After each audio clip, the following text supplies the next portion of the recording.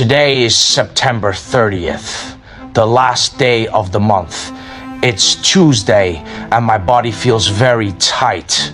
After a week off, this first week back of teaching, training, and performing has been intense.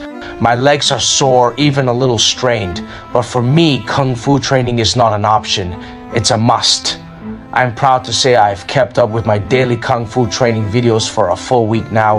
No matter how I feel, training is part of every single day. My long-term goal is to record and share my Kung Fu journey every day as a training diary.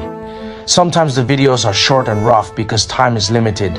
Thank you for your understanding and patience. In these busy days, it's not easy to stay consistent. But the main message I want to pass on through this series is persistence.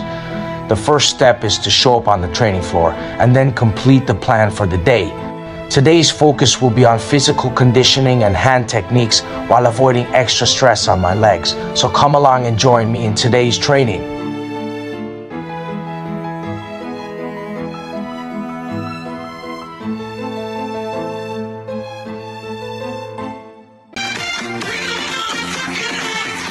Today's core workout is the chair-supported sit-up.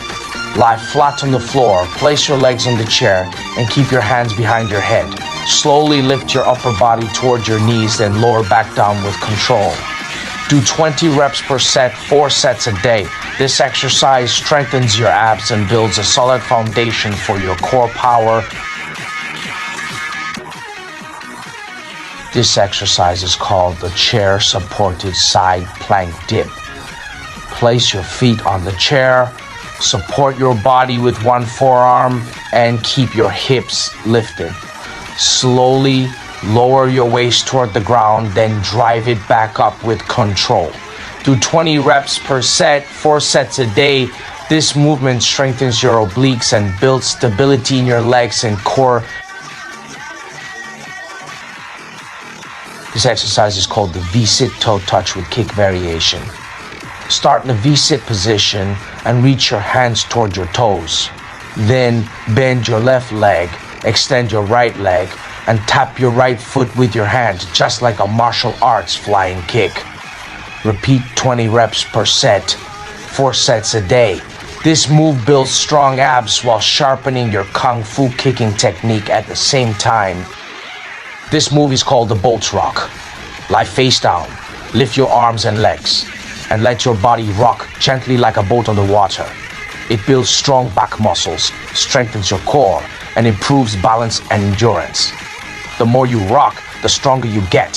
So don't be surprised if you start feeling like a battleship instead of a rowboat. This move is called the chair-supported sky kick. Lie flat on the ground, place one heel on the chair, and drive the other leg up toward the sky. Keep your core tight and push with power. Do 20 reps per set, 4 sets a day to build strength in your abs, glutes, and legs. And remember, if you kick high enough, don't be surprised if the neighbors think you're training to fight airplanes. These 5 conditioning drills strengthen your core, back, and legs, giving you more power, balance, and endurance. With every rep, you build the foundation for faster strikes, stronger kicks, and greater control in your Kung Fu practice. This is the snake fist foundational drill. Draw a smooth circle with your right hand while the left hand mirrors and follows. When the right hand drops, snap it outward like a blade, focusing your ki into one point. Deliver the strike with calm, controlled power. Repeat for precision. This drill starts with a right straight punch, launch from the waist, then switch to the left straight punch. Follow up with a powerful right elbow strike driven by the waist as the center. These moves train speed, power, and control. And remember, if you practice hard enough, your shadow might start begging for mercy. This drill is the crossing hand snake strike. Cross both hands in front, then snap out to the side at a 45-degree angle with speed and power. Repeat the strike on both sides to sharpen balance and precision. Train fast, train strong. And don't worry, the only thing more scared than your opponent will be the mosquitoes in your room.